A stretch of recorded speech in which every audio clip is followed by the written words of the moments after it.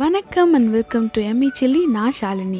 இந்த வீடியோவில் கூலான ஒரு சாக்லேட் ரெசிபி தான் பார்க்க போகிறோம். அதுவும் பால் ஆடையை மெயினான இன்க்ரீடியண்ட்டாக வச்சு செய்ய போகிறோம். ஸோ ஈஸியாக வீட்டிலையே வீக்கெண்டுக்கு ஒரு டெசர்ட் ரெடி பண்ணிடலாம். வாங்க எப்படி பண்ணுறதுன்னு பார்க்கலாம். இதுக்கு ஒன்றுமே இல்லைங்க. நம்ம டெய்லியும் பால் காய வைக்கிறப்போ பொங்கினதுக்கப்புறம் அதை வந்து சிம்மில் வச்சு ஒரு 10 மினிட்ஸ் விட்டுருங்க. ஆறுனதும் ஃப்ரிட்ஜில் வச்சிடலாம். நெக்ஸ்ட் டே வந்து மார்னிங் எடுக்கிறப்போ பார்த்திங்கன்னா நல்லா ஆடை வந்து இதில் ஃபார்ம் ஆகிருக்கும். ஸோ அந்த ஆடை வந்து நம்ம கலெக்ட் பண்ணி ஒரு ஏர்டைட் கண்டெய்னர் இல்லைனா இந்த மாதிரி ஒரு டிஃபன் பாக்ஸில் போட்டு வச்சுருங்க. டெய்லியும் இதே ப்ரொசீஜரை ஃபாலோ பண்ணுங்கள். சப்போஸ் உங்களுக்கு ஸ்மெல் வர மாதிரி இருந்துச்சுன்னா நீங்கள் வந்து வேறு டிஃபன் பாக்ஸ் இல்லைன்னா வேறு கண்டெய்னருக்கு மாற்றிடுங்க. சண்டே இந்த டெசர்ட் நீங்கள் செய்யணுன்னா வெனஸ்டேலேருந்து நீங்கள் ஸ்டார்ட் பண்ணிடுங்க. வெனஸ்டே பால் காய வச்சுட்டு தேர்ஸ்டேலேருந்து கலெக்ட் பண்ண ஆரம்பிச்சிருங்க. கரெக்டாக இருக்கும். ஸோ இது வந்து பசும்பாலில் இருக்க அந்த ஆடை சப்போஸ் நீங்கள் பேக்கெட் பாலாக இருந்துச்சுன்னா உங்களுக்கு ரொம்ப தண்ணியாக இருக்குது அப்படின்னு ஃபீல் பண்ணிங்கன்னா நல்லா ஒரு 20 மினிட்ஸ் சிம்மில் வச்சிங்கன்னா நிறைய ஆடை வந்து உங்களுக்கு கிடைக்கும். இந்த ரெசிபி வேணும் அப்படின்னா நீங்கள் அந்த மாதிரி பண்ணலாம். இப்போ 4 நாளுக்கு அப்புறம் பார்த்தீங்கன்னா இவ்வளோ பாலோட கலெக்ட் ஆகிருக்கு. அதோடு நம்ம வந்து கோகோ பவுடர், வெண்ணிலா எசன்ஸ் 2 தான் ஆட் பண்ண போகிறோம். வெண்ணிலா எசன்ஸ் இல்லைனாலும் பிரச்சனை இல்லை. அது வந்து ஒரு ஃப்ளேவருக்காக தான் நான் வந்து ஆட் பண்ணுறேன். இந்த பாலாடை, கோகோ பவுடர், சுகர் இது 3 இருந்தாவே போதும். ஒரு மெஷர்மெண்ட்காக நான் வந்து எவ்வளோ இருக்குன்னு காமிக்கிறேன். எனக்கு வந்து 1/2 கப் வந்தது, அதாவது ஒரு 100 ml இருக்கும்.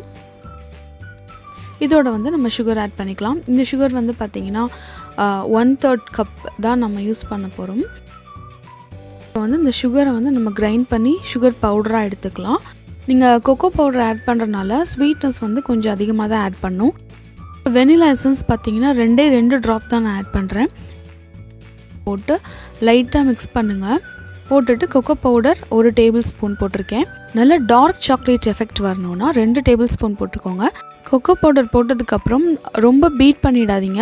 உங்கள்கிட்ட இந்த ரப்பர் ஸ்பேச்சுலாலாம் இருந்தது அப்படின்னா நீங்கள் லைட்டாக அதை வந்து ஃபோல்ட் பண்ணுற மாதிரி மிக்ஸ் பண்ணிக்கலாம். நல்லா அப்படியே ஜென்டலாக சாஃப்டாக அதை வந்து மிக்ஸ் பண்ணுங்கள்.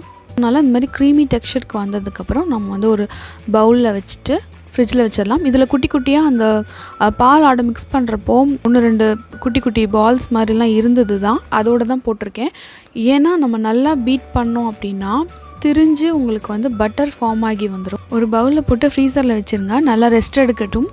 நீங்கள் 3 hours வச்சாவே போதும். ஆனால் நான் வந்து ஓவர் நைட் வச்சுட்டேன். ஸோ நெக்ஸ்ட் டே மார்னிங் நம்மளோட செல்ல குட்டி சாக்லேட் மூஸ் சாப்பிட்றதுக்கு ரெடியாக ஆகிடுச்சு. டாப்பிங் மட்டும் ஆட் பண்ணிக்கலாம். இதுக்கு ஒன்றுமே இல்லை, 2 கடலை மிட்டாயை வந்து நான் சும்மா க்ரஷ் பண்ணி அதை வந்து ஆட் பண்ணிக்கிறேன். உங்களுக்கு வந்து சாக்லேட் பார் இருந்தது அப்படின்னா நீங்கள் அதை கிரேட் பண்ணி போட்டுக்கோங்க. இல்லைனா வந்து சாக்லேட் சாஸ் இருந்தால் கூட அதை ஊற்றிக்கலாம். இன்ஸ்டண்ட்டாக நம்ம பண்ணுறோம் அப்படின்னா டக்குன்னு எதுவுமே வாங்கலை அப்படின்றப்போ இந்த மாதிரி நம்மக்கிட்ட கிடைக்கிறத வச்சு யூஸ் பண்ணிக்கலாம். பால் ஆடையை வச்சு இந்த sweet yummy creamy homemade chocolate mousse உங்கள் வீட்டில் செஞ்சு என்ஜாய் பண்ணுங்கள். வீடியோ பிடிச்சிருந்தால் லைக் பண்ணுங்கள், கமெண்ட் பண்ணுங்கள், உங்கள் ஃப்ரெண்ட்ஸ் எல்லாத்துக்கும் ஷேர் பண்ணுங்கள். எம்மி சில்லி சேனலை சப்ஸ்கிரைப் பண்ணுங்கள். தேங்க்யூ.